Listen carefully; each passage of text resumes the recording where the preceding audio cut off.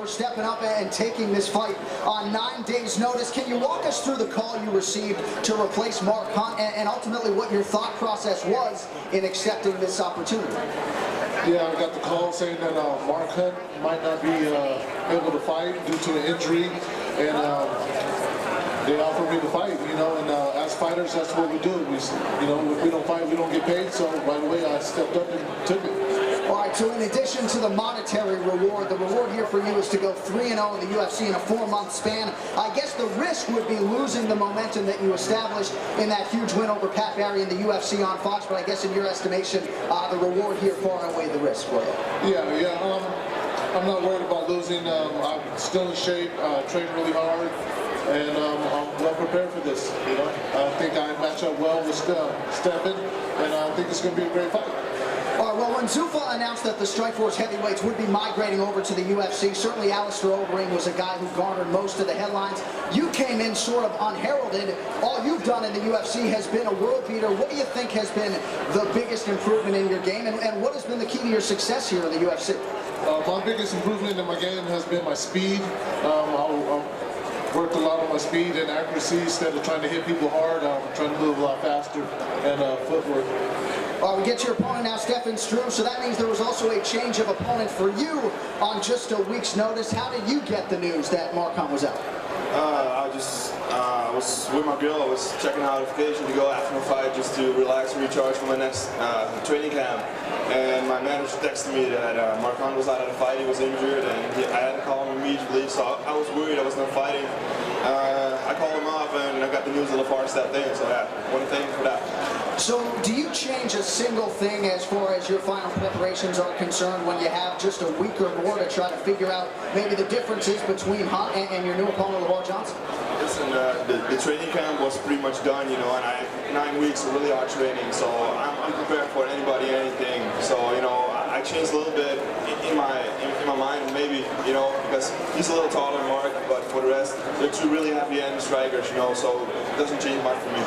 All right, so you're 24 years old. You've become maybe the youngest veteran, I guess, we have in the UFC. 10 fights, 7 wins, 2 Submission of the Night awards, another for a Knockout of the Night. Certainly not too shabby. What has it been like, though, to essentially cut your teeth here in the UFC at a very young age? It's been an amazing journey. I entered the UFC. I signed my first contract when I was 20 years old. I fought Junior Dos Santos when I was 21 for 3 days, you know, so nobody really knew how good he was back then, you know, but I fought the champ, so it's amazing to see him right now, and amazing to think back that I fought him, but, you know, I'm 24, and when I'm going to retire, I'm going to have, like, hopefully 50, 60 fights on the UFC, and that sounds pretty amazing to me. I would imagine that would be a record. All right, best of luck on Saturday night. Now we move along to Shane Del Rosario and Stipe Miocic. First of all, congratulations, Shane. I know it's been a long time coming. Good to see you here in the UFC. All right, so you sit here on the brink of your UFC debut. You've been out of action since February of 2011, the win over Lavar Johnson. Actually, a year ago, a driver slammed into your vehicle from behind, despite initial concerns that you would never fight again. Here you are. How have you handled the aftermath of the accident and your subsequent recovery? You know, I really went through some times, you know, during the injury, but it's all come full circle. I put it all behind me. I had a really good training camp. I'd say one of my best. And I'm really focused. I'm just really hungry to get back in there, and I'm honored to be here. So a lot of people in the past have questioned, you know, the depth of the heavyweight division. This card certainly makes a rather large statement about the depth of our heavyweight division right now. But the division, Shane, I think you'd agree, is also wide open. How important an opportunity is this for you in your debut on this stage to not just get the win, but to make a statement here to the UFC fans? Yeah, you know, since day one of training, the goal was to get to the UFC. This is the top organization, and you know, I've taken my time, I paid my dues, and we're finally here. And you know, I just didn't want to get to this UFC. I want to stay here. I want to fight. I want to win, and I'm looking to make a name for myself come Saturday night.